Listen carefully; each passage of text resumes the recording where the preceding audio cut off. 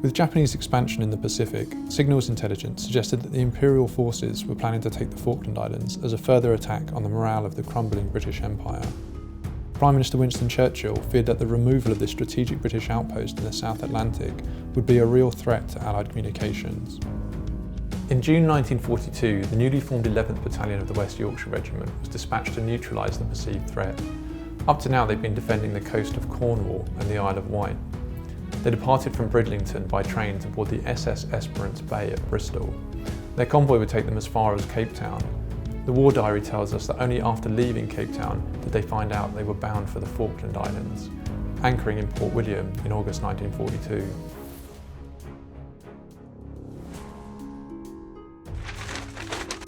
Not a speck of light is shown, and one is not allowed even a shaded torch, or to smoke a cigarette on deck. And when the nights are really dark, it's a very eerie sensation. Over 1,800 men arrived, doubling the population of the colony. The Royal Engineers directed the men in constructing the brand new base. The state-of-the-art camp had everything you might expect: a hospital, churches and stables. Also included was Stanley's first purpose-built cinema. Local children would sneak past the guards and hide under the benches to catch a glimpse of the latest news and films from Britain. I've had a trip out on a boat to one of the places where the penguins are, and took some photos, and I'm hoping to include them in this letter. I must say that the visit was very interesting, but a penguin's rookery smells something awful.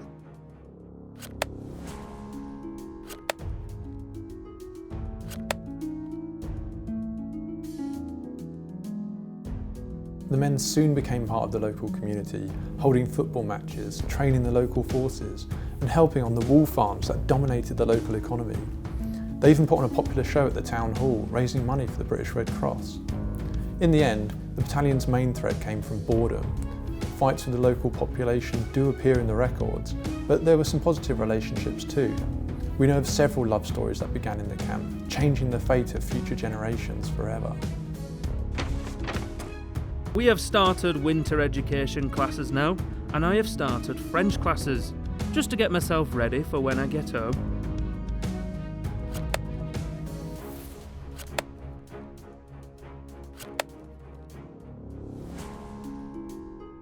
By February 1944, the Japanese threat failed to materialise. After 18 months safe in the Falklands, the West Yorks were shipped back to Britain to take part in the D-Day preparations and landings in Normandy. In total, 130 of the men saw rewards and commendations for their active service in France. Little is known of the camp's demise. Today we can see that the roads to the west of Stanley still follow the camp's layout, and you can see remnants of the many Nissen huts that made up the camp, spread throughout the islands, leaving an architectural legacy that forms part of the character of modern-day Falklands. We get the wind and rain, something bad at times, but the nice days are really nice and we fully appreciate them. This often forgotten part of Falklands heritage is still being studied, and the recent archaeological dig has helped to uncover more hidden secrets, such as how the site was reused during the 1982 conflict. We've had a really successful project, we've had a great time here. What we've been able to find from the 1940s excavation is this whole series of artefacts relating to the daily life of those troops that were living here. The bottles that they drank from, mostly beer, surprise, surprise, and those have come from different parts of the empire. The shaving sets, the wash kits, again part of the daily life and activities of any individual that lived there. Parts of the vehicles themselves falling off on those rocky terrains in situ, and then part of their clothing as well, and the money that they of course would have required for buying exotic and more luxurious things on the island itself. I find this item really interesting. It's the base of a brown bottle, but it's got "Made in Canada" written on it. But importantly, this has been turned into a cutting tool. It's been chipped almost like a prehistoric stone tool, and I trained as a prehistorian, so for me this is a really important item and something that you just do not see on World War II sites. So it's a big question: is it from World War II? Is it British? Or is it 1982 and of course Argentinian? So there's more work to do with that particular item.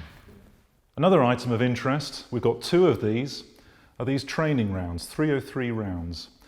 Now mostly, obviously the real rounds get handed into the police, they get discarded.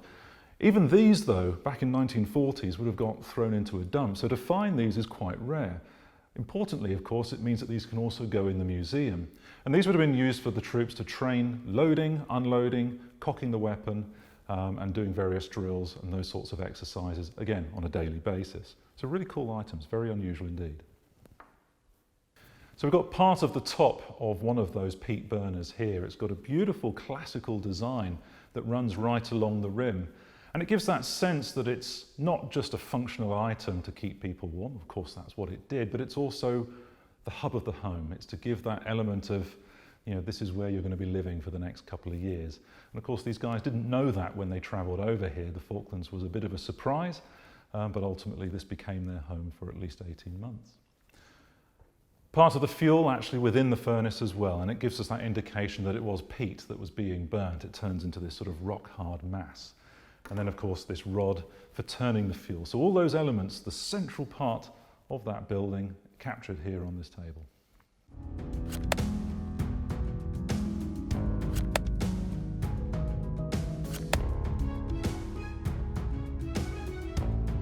But if you have any more information about the World War II camp, please contact the Historic Dockyard Museum so we can add to our understanding of this significant part of the Falkland story.